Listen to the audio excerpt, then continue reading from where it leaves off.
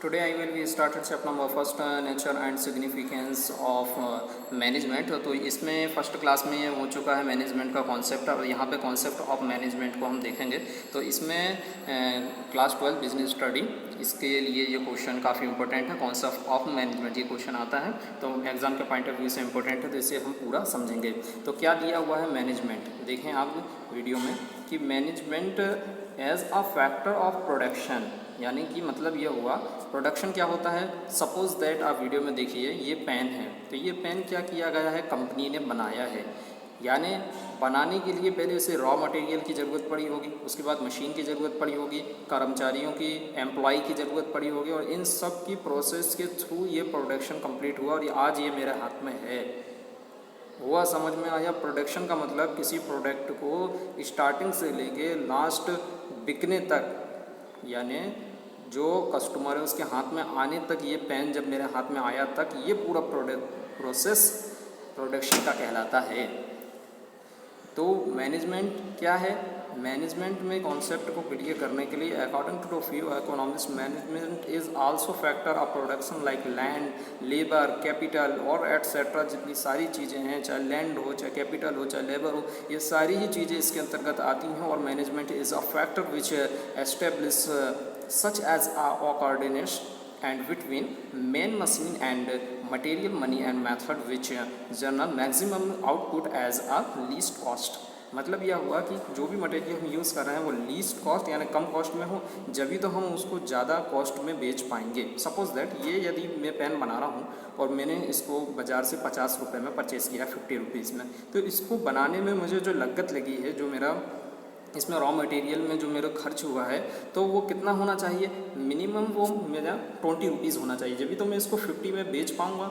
समझ में आया? तो प्रॉफिट कितना हुआ? 30 रुपीज़ का हुआ। तो इसी को कहते हैं प्रोडक्शन, और ये मैनेजमेंट के थ्रू ही होता है। सेकंड पॉइंट इसमें हम देखेंगे क्या है, management as a group of let person. यानी क्या हुआ, किसी भी पर्सन के द्वारा ही, यानी एक जो स्पेशल पर्सन है ना, स्पेशल पर्सन के द्वारा ही इसको किया जाता है। विदाउट कोई स्पेशल पर्सन नहीं है और वो क्या मैनेजमेंट का वर्क कर पाएगा। सपोज दैट एक ऐसा पर्सन हमने लिया जो पढ़ा लिखा भी नहीं है, मैनेजमेंट के काम को नहीं जानता, और उसके हाथ में हमने अपने जो फंक्शन होने वाला है उसका मैनेजर उसको बना दिया कि आप इसको देखिए। तो वो क्या करेगा, सारे काम को गड़बड़ कर देगा और ठीक ढंग से नहीं करेगा। तो पता ये चला एक जो एक्सपर्ट पर्सन है उसी को मैनेजर बनाया जाए ताकि वो मैनेजमेंट के वर्क को ठीक ढंग से कर सके। क्लियर है? काफ़ी सरल है, और इसको यदि आप समझेंगे तो काफ़ी अच्छे से कॉन्सेप्ट आपका क्लियर होगा। फिर इसमें थर्ड पॉइंट है management as a special base of knowledge. मतलब ये हुआ कि मैनेजमेंट जो है एक स्पेशल नॉलेज है। कैसा नॉलेज है? एक स्पेशल नॉलेज है कि जो व्यक्ति इस काम को करता है वही इसको ठीक ढंग से कर पाएगा, और यदि किसी दूसरे से कहा तो वो इसको ठीक ढंग से नहीं कर पाएगा। मतलब जैसे कि मैंने ऐसा पुराना एग्जांपल दिया था, उसके थ्रू भी मैंने समझाया। एक एग्जांपल और देता हूँ। आपने एक बर्थडे पार्टी दी और उसमें एक ऐसे मैनेजर को, यानी ऐसे आदमी को कह दिया कि आप मैनेजमेंट करिए, जिसे कुछ आता ही नहीं है। तो वो क्या करेगा, सारे जो बलून है वो भी फूट जाएंगे, केक टाइम पे नहीं आ पाएगा, और फिर जो पार्टी के जो लोग हैं उन्हें भी ठीक ढंग से वो इन्वाइट नहीं कर पाएगा और वेलकम भी नहीं कर पाएगा, और अपनी पार्टी पूरी ख़राब हो जाएगी। यही होता है स्पेशल बेच ऑफ नॉलेज। यदि स्पेशल उसको नॉलेज नहीं है उस फील्ड का, तो वो ठीक ढंग से नहीं कर पाएगा। चैप्टर ये जो पॉइंट नंबर 4 है उसको हम करते हैं explain. Management as organ of business का मतलब क्या होता है? देखिए यहाँ पे है कि मैनेजमेंट को मिलाने के लिए बिजनेस में काफ़ी इंपॉर्टेंट होता है। यदि हम इसको ठीक ढंग से करना चाहते हैं तो मैनेजमेंट के थ्रू ही कर पाएंगे। और नेक्स्ट हम देखते हैं management as a profession. Profession कैसे कहते हैं? अपने दिमाग के जरिए, यानी अपने दिमाग का इस्तेमाल करके पैसा कमाने वाले को प्रोफेशन कहते हैं।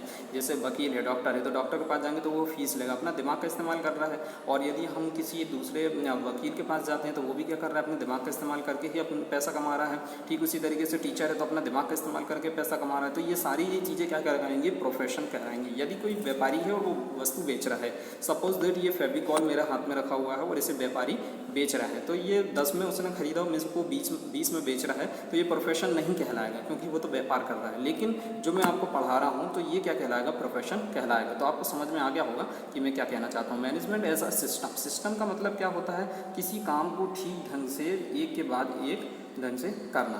क्या मतलब हुआ? एक जो वर्क है जैसे आप बर्थडे पार्टी ऑर्गेनाइज़ कर रहे हैं तो केक लाने की जिम्मेदारी एक को दे दी है ना, एक को बलून लगाने के लिए जिम्मेदारी दे दी, एक को कह दिया कि आप जो है बाज़ार से सारा मटेरियल लेके आ जाएं, है ना, 3 जन हो गए। फिर एक जन को अपन ने एक जो अपने साथ काम कर रहा है उससे कह दिया कि आप जो वेलकम करना है, जो हमारे गेस्ट आएंगे उनको वेलकम करने। तो मतलब क्या हुआ, ये सिस्टम के तहत काम करता है। मैनेजमेंट किसके तहत काम करता है, एक सिस्टम के तहत काम करता है और सिस्टम के बगैर इसको नहीं किया जा सकता है। तो आई होप आपको ये पॉइंट समझ में आया होगा। नेक्स्ट पॉइंट हम इसमें देखेंगे फंक्शन वाला, जो मैनेजमेंट एज अ फंक्शन। क्या मतलब हुआ, मैनेजमेंट एक फंक्शन है। Management is considered as a function which a performant and organise let and individual goal of opportunity establish and available resource. मतलब ये है कि यदि आप किसी फंक्शन को करते हैं तो मैनेजमेंट काफ़ी अच्छे से, यानी वो वाला फंक्शन नहीं है जो अपन करते हैं, ये फंक्शन वो है जैसे आपने कंप्यूटर चलाया हो तो कंप्यूटर में क्या होती है 1 से लेकर 12 तक फंक्शन की होती है। मतलब क्या, किसी एक विशेष बटन को आप दबाएंगे, स्पेशल बटन की को प्रेस करेंगे तो एक नया फीचर आपको नज़र आएगा। जैसे कंप्यूटर में F5 को आप दबाएंगे तो कंप्यूटर में आपने F5 को दबाया तो क्या हो जाता है, कंप्यूटर रिफ्रेश हो जाता है। ठीक उसी तरीके से मैनेजमेंट भी एक फंक्शन की तरह काम करता है। यदि इसमें आप किसी एक पॉइंट को लेकर चलते हैं तो काफ़ी अच्छे से इसका मैनेजमेंट मिलाया जा सकता है। तो आई होप आपको ये वीडियो पसंद आई होगी और इसी तरीके की और वीडियो देखने के लिए ज़रूर कमेंट करें और ज़्यादा से ज़्यादा इसमें को शेयर करें, ताकि जितने स्टूडेंट इससे नहीं जुड़ पाए हैं और जो इसे नहीं देख पाए हैं तो उन लोगों को भी ये अपलोड रहेगी तो आप देख सकते हैं। तो अपलोड वीडियो को शेयर करें, अपने जितने भी फ्रेंड्स हैं सबको इसको शेयर करें। तो मीनिंग ऑफ मैनेजमेंट, जैसा कि मैंने इसकी पुरानी क्लास में भी बताया था, तो मैं एक बार और समझा देता हूँ। This is a brain of business. मतलब ये हुआ कि दिमाग का काम जो बॉडी में है, ठीक वही काम बिजनेस में मैनेजमेंट का होता है। ठीक है, जैसे सपोज दैट मैंने कहा कि आप बाज़ार चले जाओ, ठीक है, मैंने कहा कि आप मार्केट चले जाओ, तो पहले आपका दिमाग इस ऑर्डर को लेगा। दिमाग ने क्या पहुंचाया कि आप बाज़ार जाने की कह रहे हैं तो आप बाज़ार चले जाओगे। मतलब ये हुआ कि जो भी काम होता है वो दिमाग के थ्रू ही होता है, ब्रेन के थ्रू होता है। तो मैनेजमेंट जो कहेगा वही व्यापार में, बिजनेस में होगा, ट्रेड एंड इंडस्ट्रीज़ में उसी को किया जाता है। एक बार मैं इसको पढ़ के पूरा सुना देता हूँ। विद जो दिस, देखिए मैं थोड़ा सा इसको स्क्रॉल कर देता हूँ। ये this is a brain of business as is the role of brain in human body, same is the role of management in trade and industries. Management is a that source and a industry which uses the organise for the execution pollution. तो काफ़ी सरल है और इतना कोई इसमें difficult नहीं है। यहाँ पे मैंने जो डेफिनेशन देखी है हैरी मैरी पॉर्कर की देखी है, जो काफ़ी सरल है और एक सेंटेंस में हो जाएगी। और एक और मैंने डेफिनेशन देखी है 7 नंबर की, जो डेफिनेशन आपको दिख रही होगी, तो ये 7 नंबर की डेफिनेशन भी आप कर लेना। तो काफ़ी ये सरल है और आसानी से याद हो जाएगा। तो ये आपका होमवर्क रहेगा और बाकी का जो है मैं नेक्स्ट वीडियो में आपको बताऊँगा।